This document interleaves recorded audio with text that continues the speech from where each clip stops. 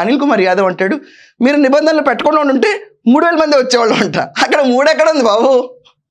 నాకు అర్థం కాదు, 3 ఎక్కడ ఉంది? 3 లేదు 6 లేదు కానీ ఊరుకో ఇంకా.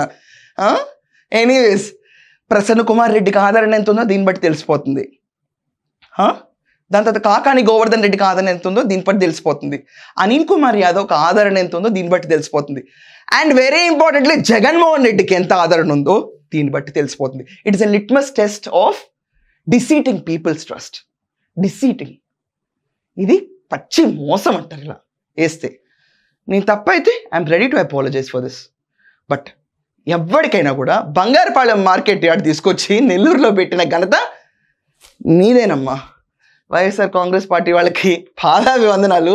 ఒక రాష్ట్రంలో ఒక సిటీలో ఇన్ని మార్పులు ఓవర్ నైట్ జరిగి దీనికి మళ్ళీ కొత్త ఆరోపణలు ఏంటో తెలుసా స్వామి? రోడ్లు తవ్వేశారట. ఇదే పని, గవర్నమెంట్ కూర్చొని గోడతో రోడ్లు తవ్వేటారు రోజు. అమ్మమ్మో జగన్ వెళ్ళిపోతున్నాడు, ప్రజలు రాకూడదు, రోడ్లు గుంటలో పడిపోయి కాళ్ళు బెడికిపోవాలని. ఏం సిల్లీ టాక్ ఇది. ఇది most silliest thing ever that he's happened in political history. ఈ రోజు దాకా ఏ పొలిటీషియన్ ఇలాంటివి చేయలేదు. దీనికి లైవ్, దీనికి మళ్ళీ వాచింగ్ హిస్టరీ.